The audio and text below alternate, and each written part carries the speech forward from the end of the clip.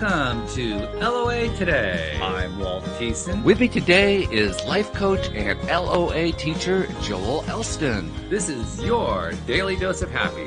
We are so happy you decided to join us today. Joel, the topic today is one that you brought to us. You brought to my attention a book that you found called Bad Therapy, and as soon as I saw the title, all I could think was, well, Joel used to be a therapist and he left the profession to become a life coach. It's something that happens more now than it would have, say, even 10 years ago, but it's still a fairly rare thing to happen. And I got to ask you, to what degree does what goes on in therapy affect your decision to stop being a therapist? Well, I never liked the confines of what a traditional therapist would have to do. You know what I'm saying? I didn't like that. The very stringent, you can't share your own experiences. There's no thinking outside the box. I use multiple methods, modalities.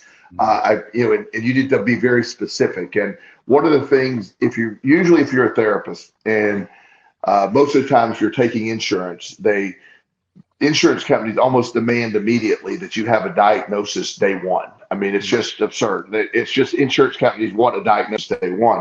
And anybody that gives a diagnosis day one is not doing a good job. And I just said the idea that you have much more latitude in life coaching, and I understand that, not all therapists are quote unquote bad. They're not all bad. And I don't think there's really any of them bad. It's just the system, the way it's set up. And as time has progressed, we have more people in therapy today, kids in particular, than ever been in the history of our country. And our mental health is worse than it's ever been. So that has to tell us something. And so I think that's what this show's about, to deep understanding why. And, the idea of diagnosing children with every ailment on the planet and adults, and it's just sort of an erasure of resilience. And it's not your fault because you have ADHD, or it's not your fault. It really starts programming a system that nobody's accountable. Nobody and people that believe they're disordered behave in a disordered manner.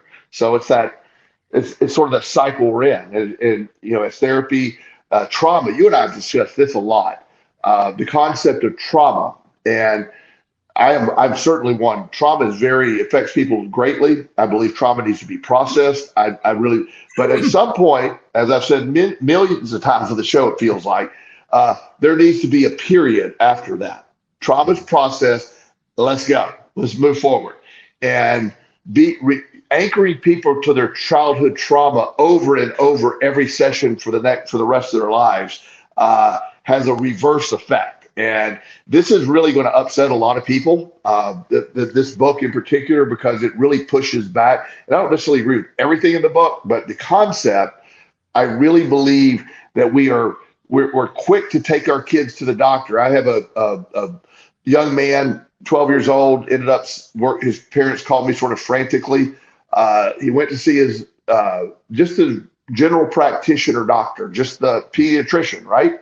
Mm-hmm. And he said, I've been feeling, I'm really sad, and I'm just not feeling myself. And the doctor gave him Prozac. Oh my! Without, and he's a pediatrician. I love pediatricians, but he didn't refer to a psychiatrist. He didn't refer to therapy. He said, well, here, try some Prozac. Let's see if that helps. It's like, his parents didn't even start the medication. He's like, well, that seems like a drastic leap. Nobody asked why this kid's sad. Nobody's asked what's going on. And why don't we determine that? Turns out the kid's, his best friend, since he's been 2 years old, they've been friends since 2 years old. His best friend moved across the country. They're not here. That's what the kid's sad. And Prozac had no shot of helping that. Nobody asked that. Wow. And so there's countless cases where we prescribe psychotropic medications for these children. Their brains aren't fully developed. There's no way to predict what a combination of psychotropic medication will do on a developing brain. There is no solid research. I promise you, I don't know what it is, but it's not good. It's not intended to be interrupted that way. So, but the labeling of children, I've had I have a young man that one of the coolest kids I ever met. He's a quirky little guy. He's got ADHD and he has Asperger's. I knew he had Asperger's the second I talked to him. I begged his parents not to get him diagnosed. I said, please don't get. He's getting A's and B's. He holds a job. Yes, he's quirky. He's going, but he has friends and he's not unhappy. And the mom just insisted. So he got a full-blown diagnosis of Asperger's in the autistic spectrum. And he's now behaving as somebody that is disordered. His grades have fallen. He doesn't like working anymore. He thinks he's embarrassed to go to school because he thinks everybody knows he has Asperger's. And it's like, what good was that? That didn't do anything. Yeah. No positive. Yeah. And so this is a big topic of mine. And I'm not anti-therapist. I work closely with a lot of therapists, but we have become a nation of diagnosis. And sometimes it's just, hey, the people that really need medication and the people that really need these interventions in a way, and all that, they are almost not being served because everybody gets thrown all this stuff, and the people that really need it sometimes just they fall between the cracks, or they just brought into the other norms. And and the reason why this in the book, she talks a lot about the idea that you go see, let's say you go see random therapists, a 40-year-old female. She works with adolescents with light depression and anxiety. Okay. So you're going to send that kid to her, and she's going to work with, it may be very effective. She may refer somebody for medication if you feel that needs to happen. But nobody wants to treat the 16-year-old, fully schizophrenic, delusional client so we don't, those are the ones everybody's scared of. So nobody wants to treat them. So they end up getting stuck with the local mental health crisis centers, and again, usually not the best care. They're the ones that end up on 15 or 20. So the people that are sort of easy, the upper middle class families who are going to pay every session, and the kid's not going to jump up and try to stab them or kill them, or it's just, there's a tendency that the people that really need good therapy don't get it, and the people that don't need good therapy or don't need therapy end up getting therapy, and often it's bad therapy. Wow, I have a few reactions to what you're talking about, because you touched on so many really interesting and poignant things in that little bit of a rant there. One of the things that jumps out at me is the idea that the kids, particularly from what you were describing as the well-off families, their physicians or therapists or whoever it is that we're talking about, it sounds like they're diagnosing in search of a condition. Yes. Yes. It's not the other way around. It's not, we found a condition, we're going to diagnose it. It's, we have a diagnosis, we want to make it fit something. Well, and that's sort of the point. So you take your child, say the school guidance counselor, which is a whole nother topic. The school guidance counselors are often awful. They get in the middle of stuff. They don't know what they're doing. They get intrusive. I'm not saying everyone. But the school guidance counselors, they tend to overstep their boundaries. So they'll say to a mom, well, maybe they need to go see a therapist. So they go see a therapist. When you go see a therapist, what do you think their first thing to do? They're obviously searching for a diagnosis. Why are you here? Years ago, I was doing trainings for people working with alcoholics. And I had a case, one of the cases, I would have them diagnose various things using different cases. So I had an actor, just a kid from college, so he played the role. He went in, we asked him questions about he said, I don't know if I'm an alcoholic or not. So everybody, the team started asking him the questions. Do you drink more than you planned? He goes, maybe once or twice in college, but not really. Not anyone, everybody at the end, when I asked, what's your diagnosis? What would you recommend? Not one person said, maybe he's not an alcoholic. No, nobody, and he wasn't by the criteria I had him discuss. He wasn't, but yet he appeared there searching for a diagnosis, or what should I do with my alcohol? I'm checking myself out. Those were things that just wait a minute, what are we doing with that? So that's when you go see a therapist, and especially, this isn't anti-parent either, but parents are going to bring something to the table. The therapist knows that they're getting paid. They're looking for an answer. I've had parents get mad when, this is several years ago. I had a lady send her son to me, and he's 20 years old, in college. She said, I think he's horribly depressed, and I think he's an alcoholic. And I said, okay. So I talked to him, and I'm like, normal college kid. He drinks some, but nothing outrageous. And he's not reporting any depression. He's playing on the basketball team. He holds a job, and he has a 3.6 grade point average. What? That's not a sign of depression. And so I told him, I said, there's nothing wrong with you. I said, and he said, well, my biological dad was an addict, and he suicidal, and he killed himself one day over depression. So my mom keeps seeing my dad and me. So I did say this. I didn't really mean him to report it to the mom this way. I didn't really care, but I said, your mom's overreacting. You're fine. So he called his mom. Said, yeah, Joel says you're overreacting. And she was furious. And I said, I did say that, and you are. I didn't mean it to be disrespectful. I understand the origins, but you are overreacting. You are filtering for your son to be the same thing your ex-husband was. That's what you're filtering. So you're seeing that behavior, so you're assigning that. She ended up getting him to 2 or 3 different therapists, and they all worked with, and they all came to the same conclusion after time. He's not really, he's fine. And the guy later came back to me asking if I'd work with him, not for those issues, but just some performance stuff. He's getting graduate degree. And he said, yeah, she kept it. She finally gave up after the 3rd therapist said, no, there's not a problem here. And she said, you told me that the first day. And he said, that's why I want to come work with you, because you weren't searching for the diagnosis.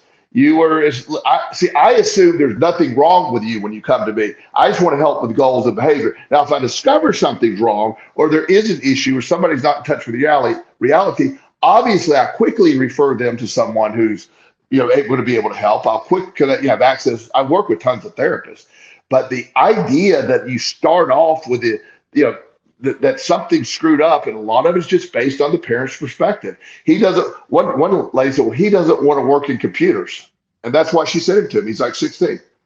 So I met with him, and a great kid, again, really more of an athlete than a computer kid. And so I said, yeah. I said, why are you here? And he goes, I don't know. I said, well, your mom says you don't want to work in computers. He goes, well, she's right. And I said, I agree with you. You don't. So I said, my diagnosis is he doesn't want to work in computers.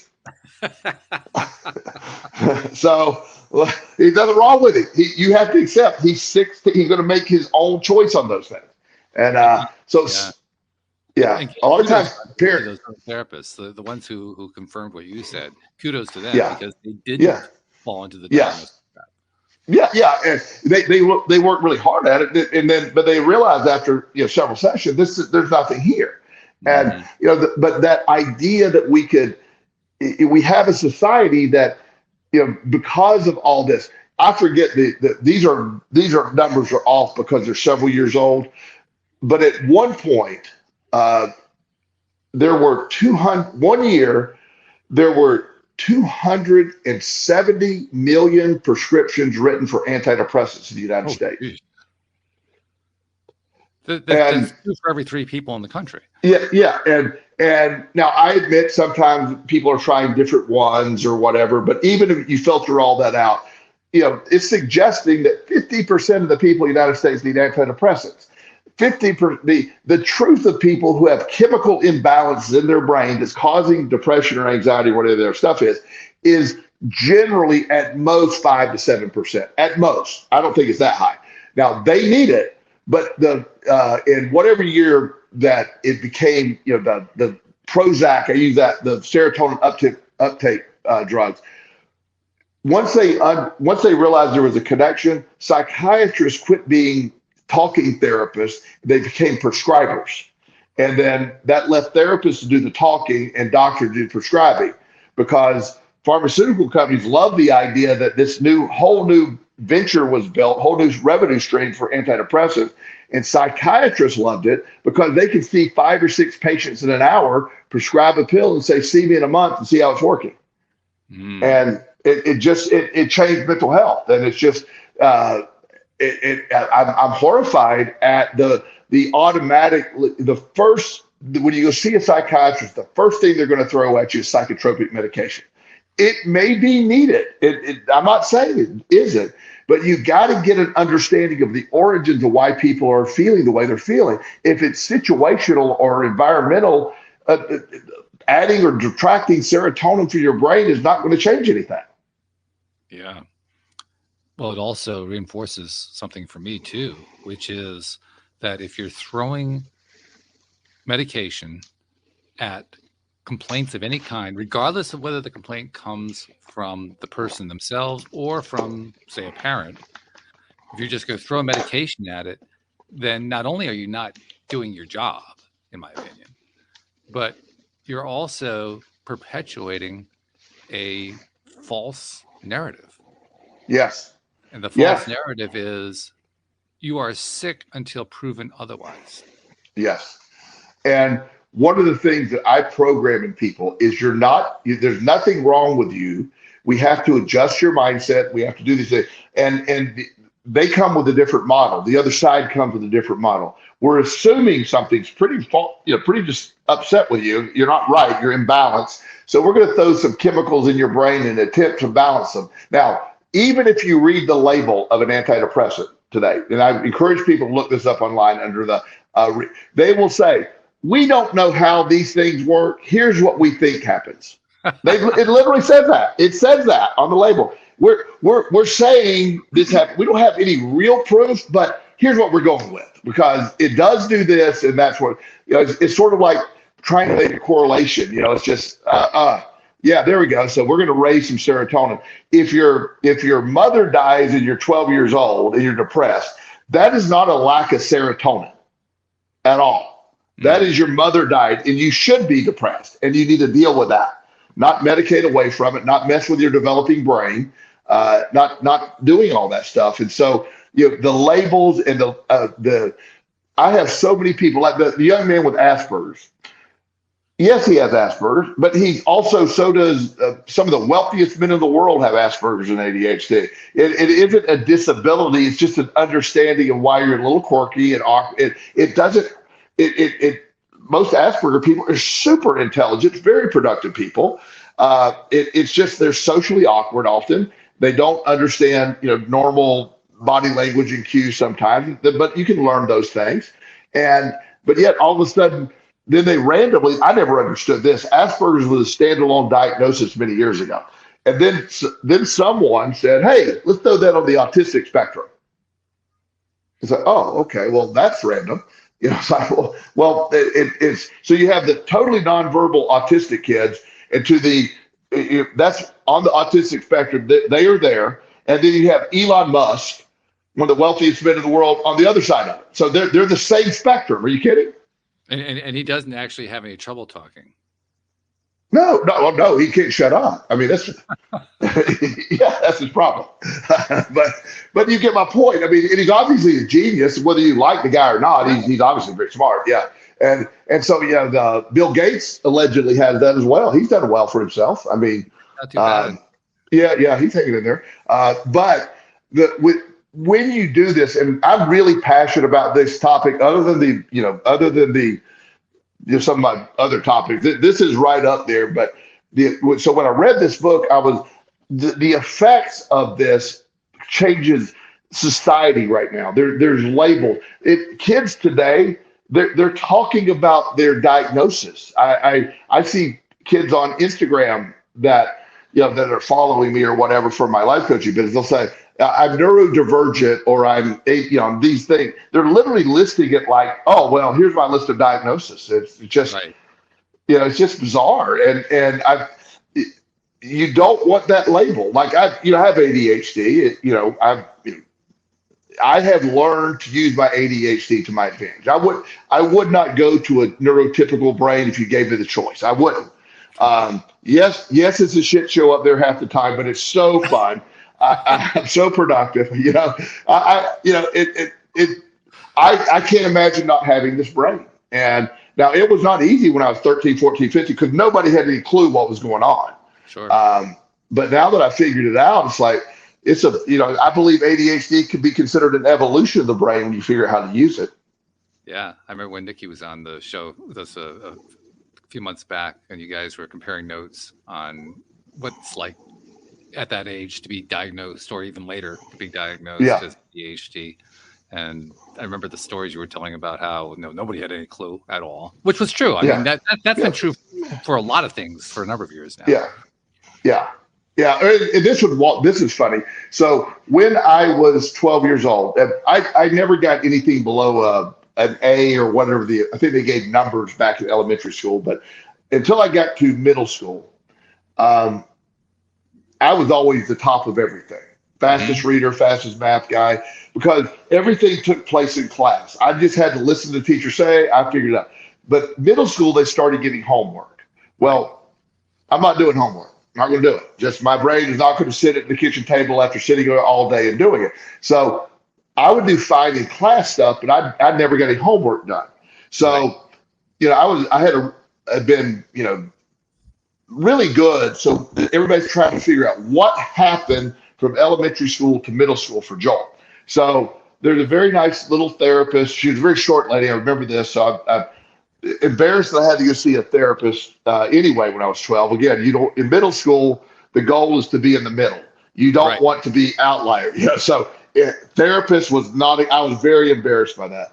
It's called middle school for a reason. Yes, exactly. That's why they named it that way. I believe middle school, you just want to be in the middle. You don't want to be on either side. In the middle. So I go see this lady. She gives me a battery of tests. I knocked every test out of the park. She's like, oh my gosh, this is fantastic. You're so smart. And she gave me all this accolades. So afterwards, the later at that age, somebody had come up with it was brand new. Dyslexia was the diagnosis then. It was so she immediately after knowing that, she said, well, he's really smart, but he has dyslexia. He mixes up his letters. And so I said, okay, well, that might be it. So let me read. So I read the diagnostic criteria for dyslexia. And I said, no, that's not it. That's not it. It is. You're in denial. And I told my mom, I said, Mom, I don't have dyslexia. So they go see the school. They said, we're going to give you this, that, whatever accommodation. I said, I don't have dyslexia. And of course, everybody said, you're just fighting the diagnosis. You don't have dyslexia. You have dyslexia. And I just said, okay, I got dyslexia. Whatever, doesn't matter. That has nothing to do. I read the diagnostic criteria. It had nothing to do with me not being able to focus for a long period of time on crap I don't like. Me reading literature, old English literature and stuff, and I can't, to this day, I can't sit down and read something obnoxiously boring like that. I can't, but I could spend 7 hours on a deep dive reading about neuroscience and quantum theory. I mean, I can go deep with that. I would get a doctorate in metaphysics over this stuff. It's just, so the stuff I'm into, I got as much as I need on the silliness, in my opinion, the silliness. I don't really care about what happened in Egypt in 402. It doesn't matter. Care less. Maybe it happened, maybe it didn't. I don't care. But today is, once I realized what ADHD was, I was like, oh, okay. And so I was basically, I sort of bought into it. And so by the time I was in high school, the teacher was like, he's just lazy and unmotivated. He's smart, but he's lazy and unmotivated. And of course, I don't want to do any of the dyslexia training because, that I don't have dyslexia. So that was pretty common. So I didn't want to do that. And so my parents and I had battles. Now I was still able to get out of high school. But I performed way under my ability. I was in fact, I had a class in my senior year. It was called Problems of American Democracy. It was mandatory for all seniors. Okay. And I couldn't graduate without it. So I'd fallen between the cracks. I hadn't done any work, very minimal work. And so I had an F, and they realized about 3 weeks before graduation, I have an F. And they're like, Joel, you're going to fail and you can't graduate. And I had to get a 95 on my final to get it up to a passing grade. So I just grabbed the book, sat down, studied, got 100. And they were like, well, why didn't you do it all year? Because I didn't care. It didn't matter, but it mattered now. I didn't want to get out of high school. And so I was able to do it. I just didn't care, but not because I didn't care. It's just I'd spent years told I was lazy and didn't care. So I became lazy and I didn't care. So when you label people that's what gets me. That's why I'm so much about what you call yourself. I correct, my clients all the time. I don't let them talk negatively about themselves. Your inner dialogue is so important. And when you start believing these crazy diagnoses, you act that way. We become over-diagnosed by far. And sometimes, I literally had to go to an IEP meeting for a plan for students in school for accommodations and stuff like that. And they're trying to make this little 6-year-old guy start taking Ritalin. And, I'm like, we can't do this to his brain. He goes, but he can't sit still. And I go, he sits. He's not intended to sit still for 45 minutes. His job is to get up and touch things and discover and go run around in circles and put Play-Doh up his nose. That's his job. He's supposed to do that. And so, let him do his work here. We need some of that. He's supposed to go fall in the mud, fall out of a tree. That's what he's supposed to be doing. We'll teach him how to read. We'll teach him how to add, and then we'll go throw mud balls at each other. That's what he's supposed to be doing.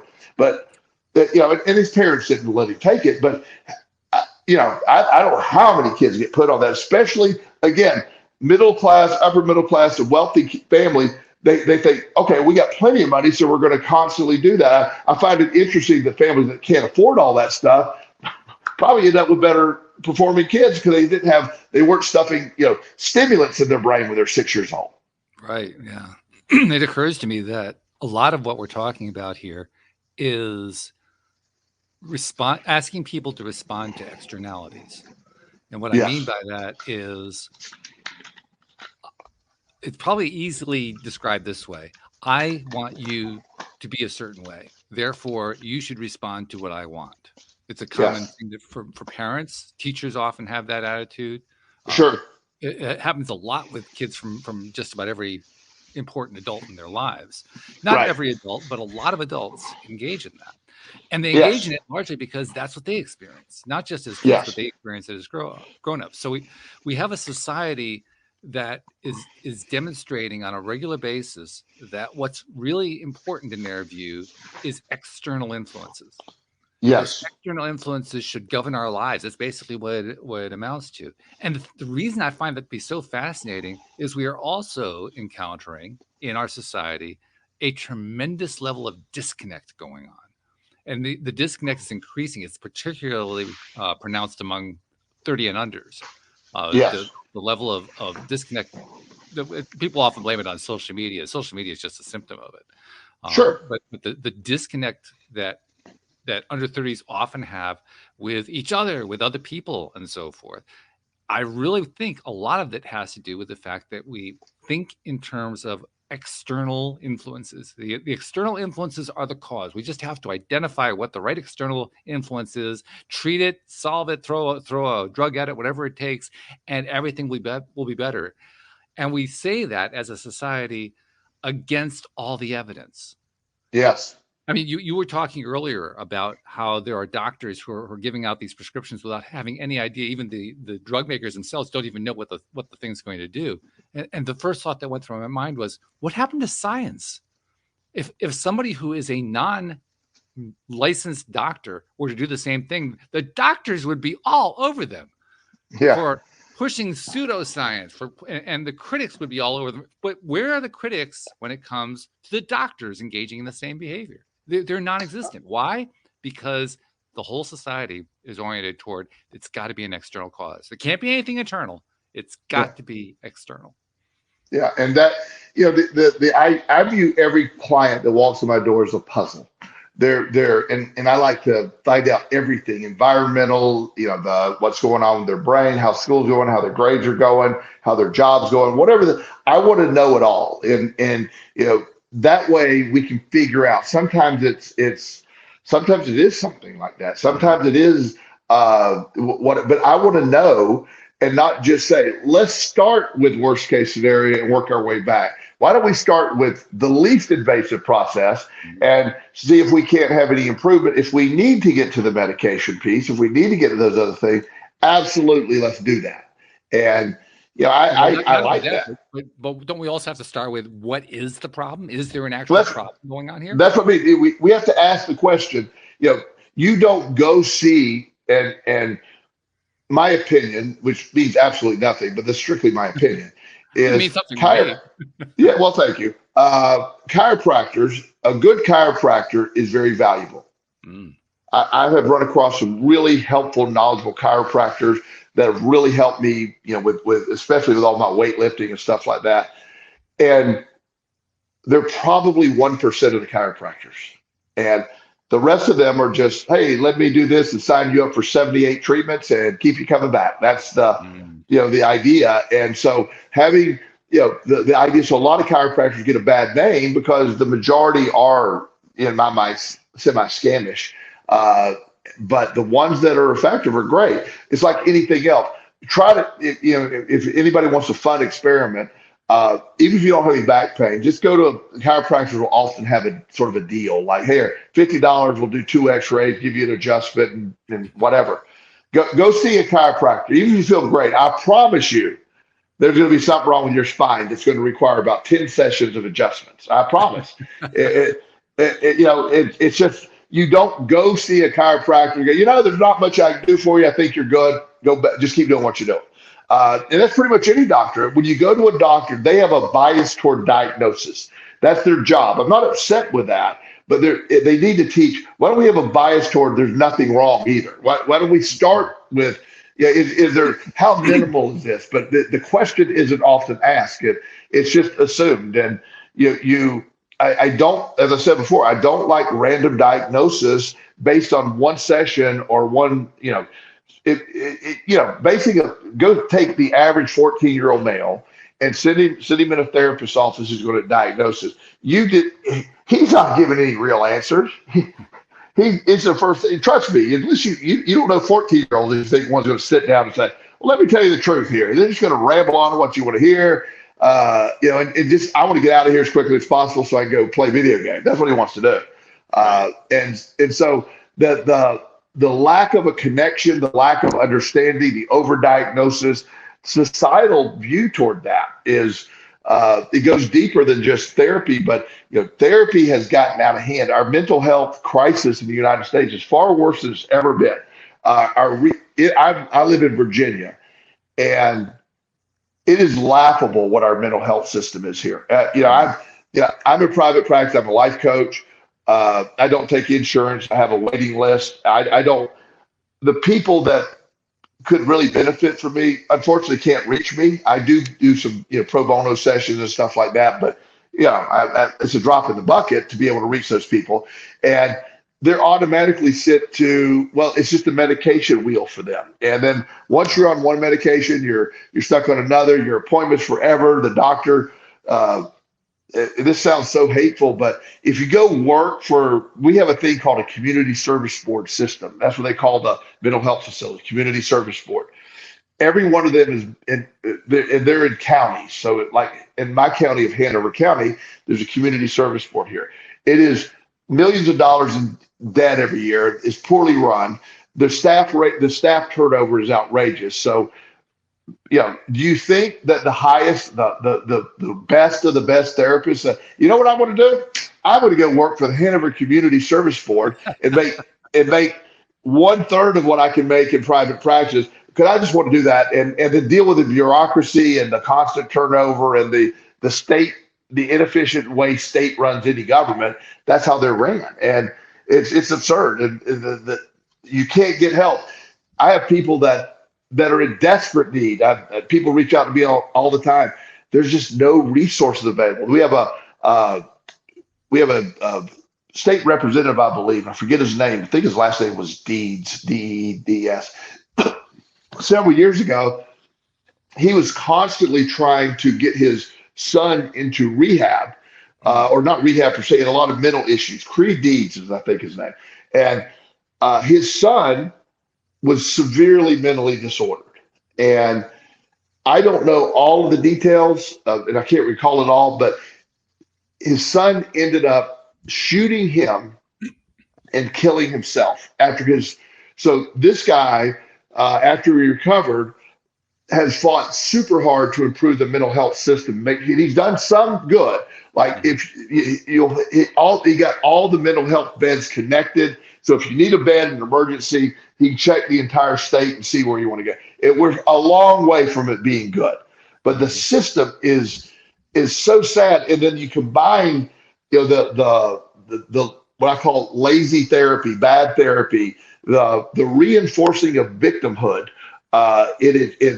You have to stand on that. It's just such a ridiculous cycle, and it's so disheartening to watch, because I believe everybody, no matter where you're at, there's an improvement. There's a reason for you to be here, and it gets lost when you instead of the who am I being what do I like to do, what am I good at, what am I going to pursue, who am I becomes here are my disorders. Here's the things that are wrong with me.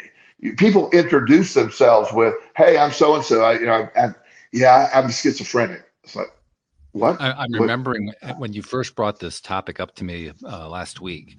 I remember now one of the things I wanted to make sure we talk about. I want to bring that in right now because we've talked a lot, both you and I and my other co-hosts and I, over the last few months. We talked about a lot of health-related issues, whether it be medical health, mental health, all the different ways that health is tied into our lives.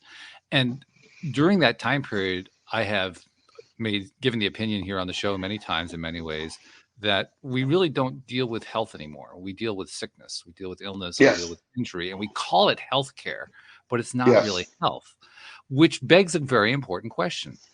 A question that medical science is loath to answer, a question that psychology and psychologists and mental health professionals are loath to answer, which is, what is health? And more precisely, what is health without reference to disease, illness, chronic condition, injury, all the things that we normally say are the opposite of health? Well, they aren't really opposites. I mean, truly, if you're healed of a sickness, it doesn't mean you're well. It just means you no longer have the sickness. It doesn't mean that you're healthy. It just means that you no longer have that particular condition. So what is health? Because that to me is the one thing that it's the so-called elephant in the room. Nobody is willing to face up to the fact that we don't really have a clear idea of what health is. That's like so many things, it's perspective based, depending who's telling you. But for your body, my mind of health is have a strong immune system, to have a great outlook on life, to get up and we're not on this planet to be miserable and whiny. We're not here to be sick and rotting. We're here to be able to perform, be able to move forward. I push my body beyond belief in the gym every day, and the side effect of all that ridiculous weightlifting is for me. Besides incredible health. 500 pounds, you mean?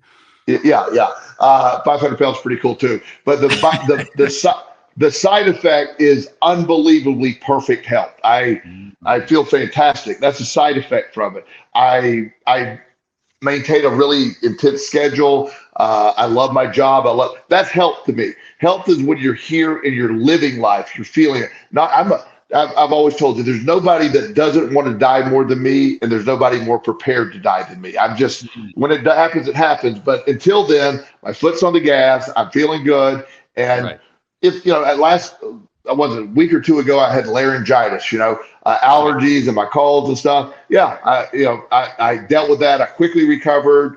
Didn't miss a day in the gym. All that stuff is what I believe in. Health is your perspective dictates that. When you believe Abraham Hicks, law of attraction in general, you're about as healthy as you believe you are, and your body will respond to that health. And I have never let off the gas from my weightlifting. I've always been doing it. So my body hasn't realized you're really old yet. It hasn't. Nobody's told my body. I don't want anybody to tell my body that, okay? Because you're really old now, Joel. But your body, it doesn't. All it's saying is this idiot is at the gym again today. We got to rise to that occasion. My brain is functioning. I promise you, it's functioning better today than it did when I was 30 years old. And that's health, Walt. That's mental health, that's physical health, that's spiritual health. All that stuff's combined. But I don't speak in health of sickness. I speak in health about quality, how you feel, and ability to recover. I've damaged my shoulders. I've damaged my knees. They always recover. I've had a chronic shoulder issue for a long time. I never stopped lifting weights. So one of the things that I went to the orthopedic guy not too terribly long ago. I don't know if I shared this with you. And I said, yeah, it's been bothering me a little bit more. And I said, I'm thinking I might need some surgery to repair that rotator cuff. And he goes, Joel, you no longer have a rotator cuff. It's gone. He said, there's nothing. So your body has adapted. The other muscles, your deltoid muscle, has worked around that. Your arm and shoulder is operating without a rotator cuff. And it just figured out how to work around. He said it happens very rarely, but I guess 50 years of lifting weights, it tends to happen that way, But I'm still strong and still do all that. It's like, yeah, it does ache occasionally, but now that I know there's no rotator cuff, I said, okay. He said, just go as hard as you can, as long as you want. And then one day you might need shoulder replacement. I said, I agree. Let's do it. And, it's fine. So health is about really, I want to get the most out of my body. I want to keep my mind sharp. That's what health is. And when you start telling everybody, I really avoid doctors. I really don't like going to doctors because they're looking for stuff. I had to have an X-ray for a physical I had not too long ago. So they made me get a chest X-ray. I was getting a life insurance policy, and they wanted to do a chest X-ray.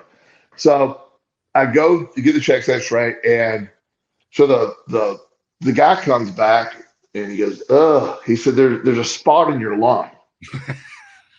You told me this story. Yes, that's why I'm laughing. And I'm like, no, I've never smoked. No, I'm good.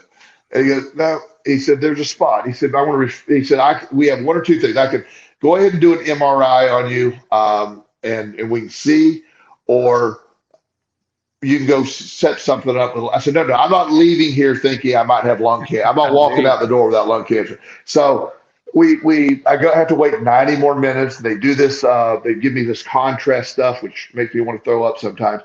And they did the CT scan, and it was like, no, there's nothing there. That was a spot on the X-ray machine. It was a false reading. But if I would have left that day believing I had lung cancer or potentially had lung cancer, my mind would have been focused on that. I wouldn't leave without that. I mean, and if I would have had it, I said, let's cut it out right now. Let's just get it right. Let's not hesitate. Let's get rid of it. But there's nothing there. So your lungs are perfectly clear. Your heart's perfectly fine. Everything's operating perfectly. But if I would have left without knowing that my lung was clear, that would have been a miserable mutt before I could have an appointment with somebody else. I'm reminded of the TED Talk that Sean Aker, who we both admire, positive psychology guy, the TED Talk that he gave when his book, The Happiness Advantage, came out. And I remember exactly how the talk starts. The talk starts with him saying, and you see a screen come up behind him with a graph on. He says, I was told that when you do this talk, you should never lead off with a graph. I'm going to lead off with a graph. And the reason I want to lead off with this graph, as you can see, and you look at this graph, and it's this perfect, absolutely perfect hyperbolic curve. I mean, the mathematician couldn't draw it nicer, except for one dot that's above it. Yeah. Right? And he says, you can see from this curve just how good my results are, except for that one dot up there. That one dot is messing up my data. But fortunately, because of the laws of statistics, I can remove that dot because it's messing up my data. Yeah. And then he makes a really great point. His great point is, but as a positive psychologist, what I realized is I don't want to study that curve. I want to study that dot. I want to study that outlying piece of evidence, because that dot, if I can understand what caused that dot, I can move the whole curve up. we have, I love that. And, I try to not say the same thing every show, but your mind, as I said, your mind is about as healthy as you believe you are. If you believe you're healthy, your body's going to respond with health, usually. Uh, and even if you're ill, if you believe you're going to get well, you're going to get well. Surgeons will, while dismissing the idea that your mindset has anything to do with it, they'll simultaneously agree that people that are positive, believe you're going to recover faster, universally recover faster. They'll tell you that, but they'll dismiss it later. So, the when we believe something, when we accept it, Roger Bannister breaking the 4-minute mile, it was broken multiple times in a few months of him breaking it. Now, because he set the bar, and now it became, instead of impossible, it was doable. So there's so much of that that's missed with traditional medicine. They're looking for, like my blood work. When I'm forced to do blood work, and I hate it every time. Your liver enzymes excreted. They're called, the initials are ALT and AST. These are enzymes that exist in your liver, and when your liver's injured or damaged, it spills these enzymes out in greater quantities. So every time I get my blood drawn, they want to say, oh, there's something wrong with your liver because it's slightly elevated these enzymes. I have to actually sometimes get the doctor to Google it, because what also does that is heavy duty weight training that damages the muscle, which also contains AST and ALT. And so it raises that. So I do not have a damaged liver. I just got done working out 2 hours ago. So the doctor actually said to me, what last time we did, he said, well, then I need you to quit lifting weights for 3 days and then let me test it over. And I said, or I will counter with, no, I won't. And I'll just keep lifting weights and you have a good day. I know it's not wrong. And the range, the range, I think the high range was 40 and I was 42. Even that case, it was just too over. Even if I wasn't lifting, I'm not going to mess with that. People can have a 700 AST or something. Then it's a problem. But 42 from 40, it doesn't matter. But yet the idea that across the board, they wanted to run a bunch of tests and scan my liver and do all this other silly stuff. And it's like, no, we're not doing that. We're not doing that. Makes no sense. By the way, the reason I brought up the whole thing about the outlier, the dot that was above Sean Akers' curve, it was all fake data, by the way. He even said so. This chart measures nothing real, but he was illustrating something. He was illustrating the point that he would rather know what causes the outlier. I keep asking myself, if medical science and mental health science pursued the idea of the positive outlier instead of the negative outlier, in other words, if they pursued health rather than screening for illness, how much different would it be? I mean, in my mind, it would be massively different. It would be a completely different set of disciplines. Because of what you're saying, a large percentage, I don't know the percentage, but what I'm saying is a large percentage of our population, particularly in the elderly, are very susceptible to being, all these things are wrong. Let's get on a bunch of medicines. Nobody's ever looking at the other side. Why aren't you looking at the ones that aren't on any medication? Why aren't what does this one do that you don't do? One of the things that, type 2 diabetes is not the diabetes you're born with. Your type 2 diabetes means you have a normal pancreas that's releasing insulin normally. And then usually, sometimes there's other reasons, but usually due to overeating, inactivity, and a lot of things, your body fat, it decreases your insulin sensitivity, and it simply can't, the insulin itself isn't producing enough to lower your blood sugar. So you often will need a drug like metformin or one of these other glucose distributors, get rid of glucose. But what's seldom mentioned, and doctors don't like it, would say type 2 diabetes is not really anything but a lifestyle. When you change that lifestyle, it is reversible. I've seen hundreds of people reverse it, but yet in fact, some doctors will argue with me that's not reversible. And as always, Walt, there are conditions and cases that are not reversible. We're individual, but the masses that eat too much, and fatty liver is when if you get fat inside your organs, and the fat gets inside the liver, and it causes insulin sensitivity to decrease, and that it's really important that your insulin is really effective. So losing fat, cutting back on sugar, increasing exercise, increasing your omega-3. There's like about 5 or 6 things you can do. And if you stick to it, you will defeat type 2 diabetes. That is not in the literature. But metformin, which is a good drug, but it's also like, why don't we just try to stop it first before we get on a drive? But no, it's not the first line. Let's screen for negative effects. That's the philosophy that drives the medical industry, that drives the mental health industry. Let's screen for negative effects. And I keep asking myself, why aren't you screening for positive effects? Why aren't you screening for above and beyond what you would expect? Because if you can screen for that, then you can teach other people how to get there. We don't ever try to teach people how to get to a better place. We teach them how to get to a worse. But how is that profitable, Walt? To whom? To the doctor. Profitable to the psychologist or to the medical doctor, but it's very profitable to the patient. But okay, I agree. But who are you going to go see? What you know how much debt an average doctor has graduating medical school? About $500,000. About $500,000. You know how much their malpractice insurance is a year?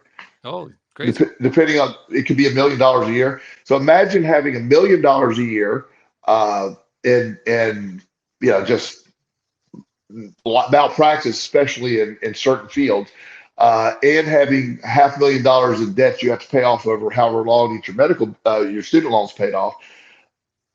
I don't need people to be well, Walt. I need some sick people. I got some bills to pay here, and that's precisely the problem, because that basically indicates that medical care today is not about health. It isn't. So I object strongly to it being called healthcare. I mean, if the whole goal is to make sure that the doctor can pay for all that medical school by having sick patients, let's call it what is. It's sick care. It's illness care. Let's be honest. It is. And so the Western medicine model of treating symptoms is opposed to the Eastern model of treating causes, and the underlying causes. Also, disclaimer here in the middle, we're blasting doctors right now. So there's some really quality doctors myself. I'm blasting medical field as a whole. But I know some really good doctors. I know some very sincere people that think like I do. So this isn't across the board. I'm just simply saying I agree with your concept. Our way of doing medicine. Then you throw into account the ridiculous insurance system we have in place. It's just randomly choosing what you pay for.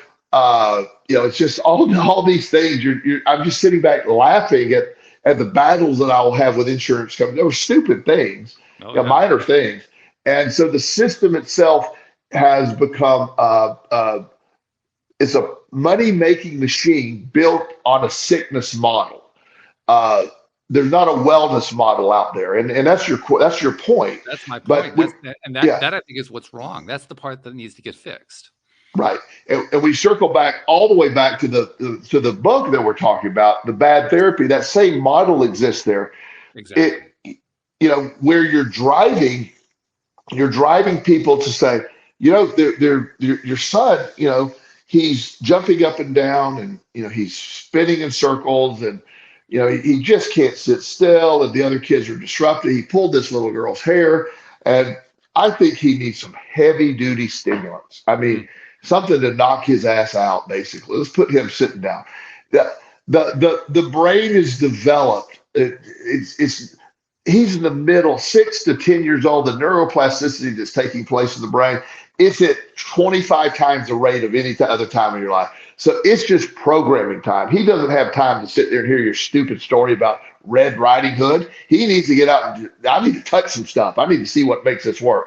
That's what that brain's doing. That's what it's supposed to. But yet, a normal 7-year-old appears to be hyperactive based on he can't sit still. a 7-year-old should not be able to sit still. That's the point. It's so lost in that we're not understanding what we all get sad, we all get upset, we all have anxiety. Being a kid today is far harder than any other time in the world with all they're exposed to, and it's really rough being a kid right now. And social media is a part of that. As you said, it's not the sole cause, but it just sort of it amplifies everything up.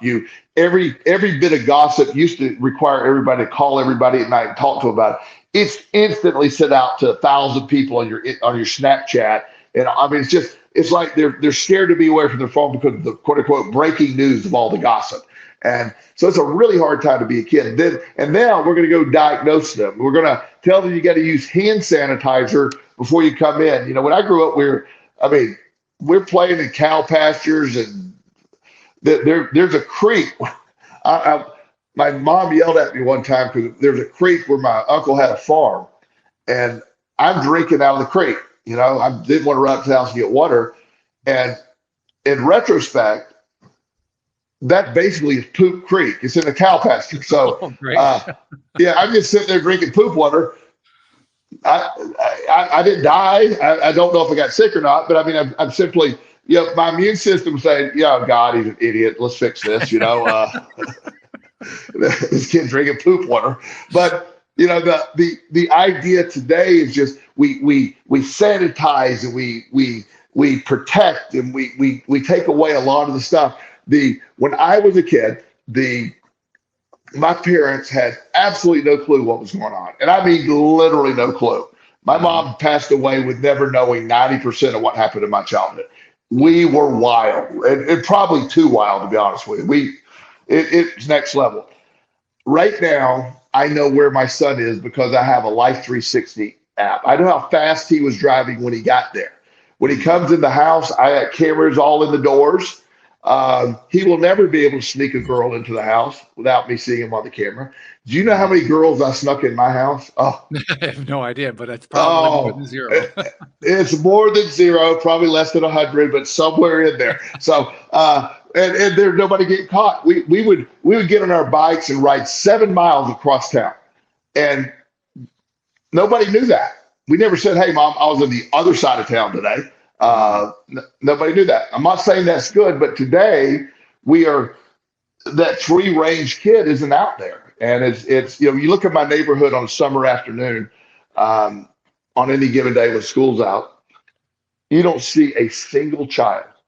We have so many kids in my neighborhood. It's just, but you don't see it. If you go down the pool, there'll be a lot of kids down at the pool, but they're all in their house playing video games. They're not out doing the stuff, that we used to do.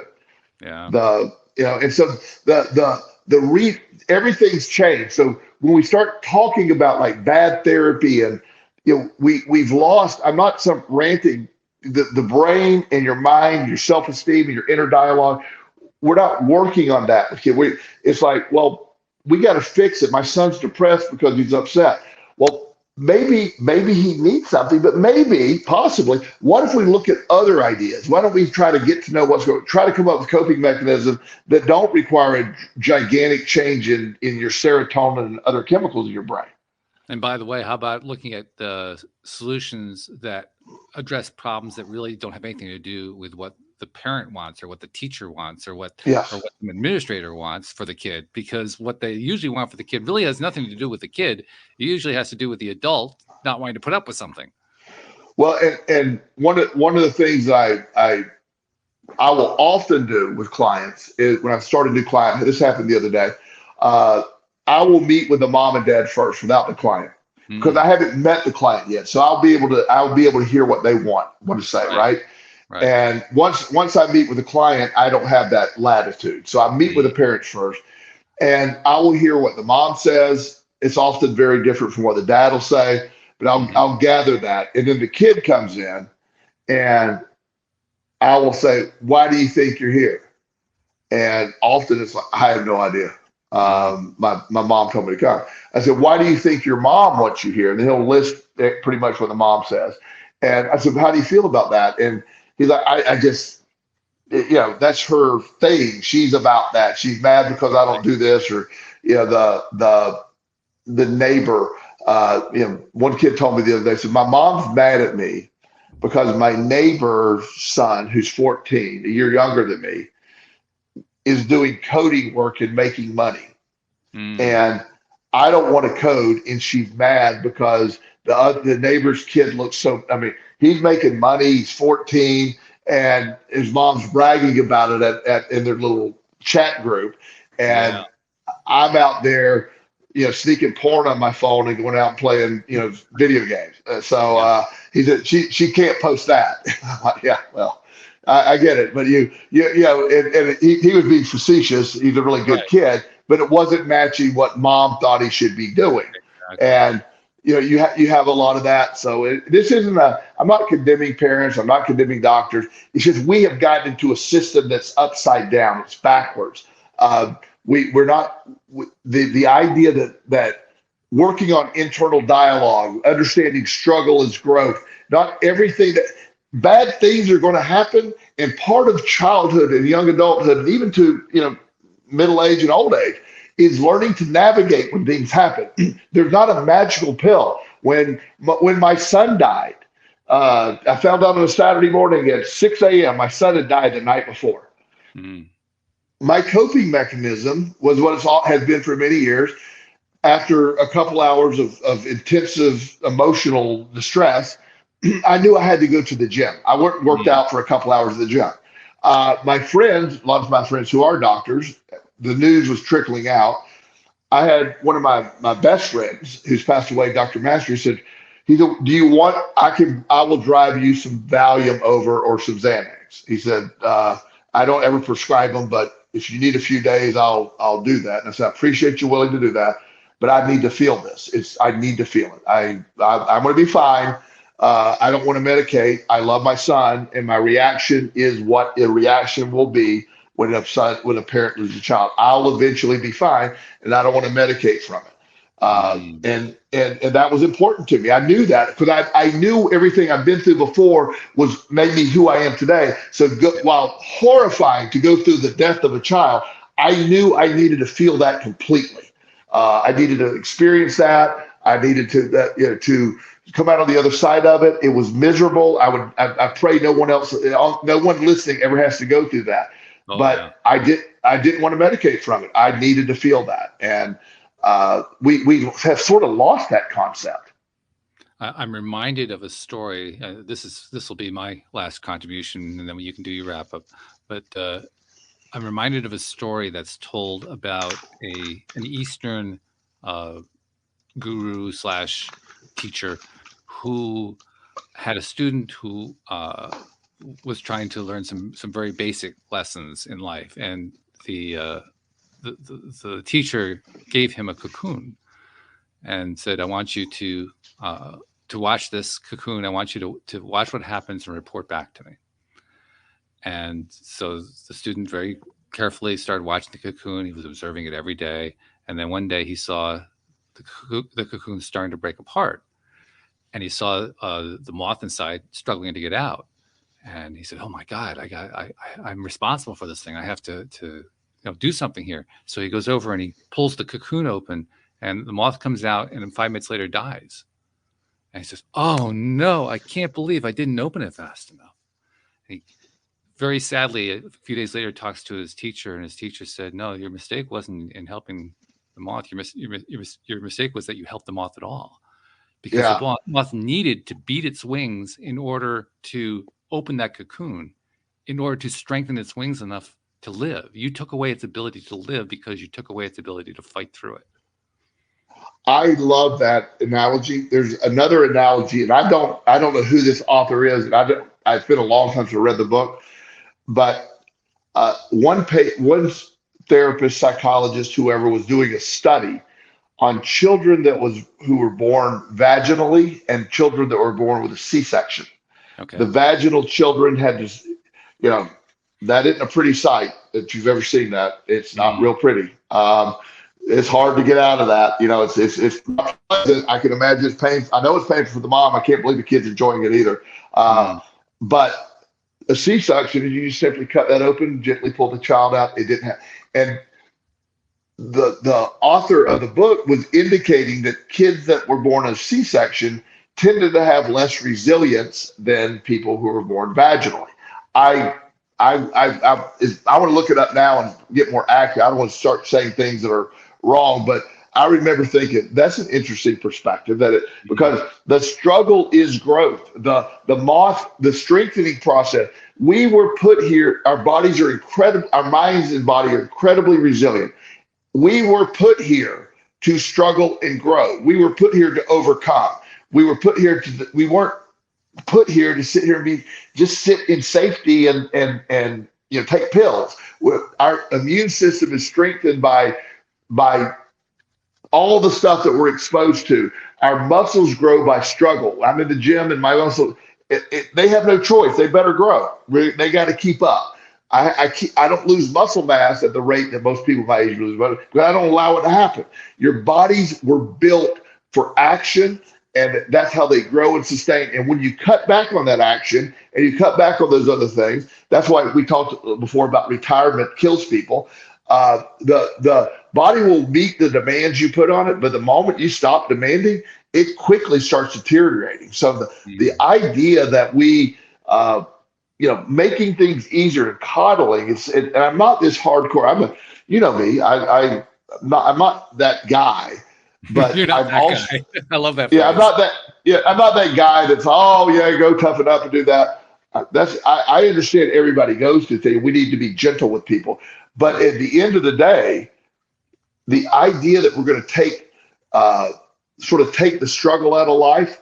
I work with a lot of wealthy families. And when I say wealthy, I'm talking billionaire and above kind of people, not just normal 100 million not people. Not the normal millionaire type. Yeah. And I am saddened to see the misery of usually the grandson, the 35-year-old grandson of your grandpa's retired. He's left with unbelievable money, never had to do anything in his life. He's 35 years old. He's sitting up in his mansion in Palm Beach, miserable, just hating life. He never accomplished a thing. He's looking for things to complain about. He's screaming at the Fox News channel all day for all the atrocities. And that's a real case. That's a real case. And I believe it. Of all the people I work with, he is one of the saddest, most miserable people I know. And he has a net worth of about $900 million. Wow. Yeah. And he's miserable. And he has tried to buy his way to happiness. It's never enough. It's never enough. And he was robbed of his poverty. He was robbed of his struggle. His grandfather, who made this incredible fortune, started in the Depression and just fought his way through it and became incredibly wealthy, working 80-hour weeks, working, building these empires. And his grandson never has worked a day in his life. He went to some private college that he just partied the entire time and got his degree. Just sort of here's $100,000 semester college, and we got our degree. And so it looks good. And he's on the board of directors of some company. He doesn't do anything. He just doesn't show up for the meetings, but he gets a chunk of money for doing that. He has nothing. It's one of the saddest people I ever met. That's really something. Yeah, quite the proverbial tale right there. Not the happiest. We normally like to finish the episode on an upswing. That's not really an upswing. Sorry for that. It's an important point to remember. I think we'll treat it that way as the outgoing, which is struggle isn't necessarily a bad thing. It can be a very good thing. It's just it's really a question of perspective. What are you thinking about it? And we'll turn the curve back up here. I am so grateful, and I've had a few struggles in my life. I could not be happier with my life today. I had the perfect life for me. And I owe it to the struggle, and it wasn't a bad thing. At the time, it was pretty bad, it seemed like, but I wouldn't be the man I am today without the struggle, all of it from my childhood on. So I feel grateful for the struggle. I feel grateful for the trauma because of the lessons it taught me. And I believe anyone can obtain that, but so much of it is perspective-based. Yeah, it really is, no doubt about it. Well, you were right. This is a perfect topic for us. And I don't know that we'll have solved anything for most people, but maybe we got a few people to think about things differently. That I hope so. maybe we change. Maybe this is like the beginning of changing the way we think about what the role of therapy should be in society, rather than just assuming it has to be there to solve everything. Well, and also knowing that, the conclusions we can draw sometimes are often influenced by the people who are conducting studies or doing things, a lot of their perspectives sometimes. So lost, and we have become a nation where, it's like, okay, you got to be really careful about what you say, and you got to coddle. And that pendulum has swung a little too far, I think. Yeah. Well, the nice thing about pendulums, they always swing back. Swing back. That's it, buddy. That's it. Yes, absolutely. Well, thank you much. Thank you to our podcast listeners everywhere. We'll see you all next time here on LOA Today. Goodbye, everybody.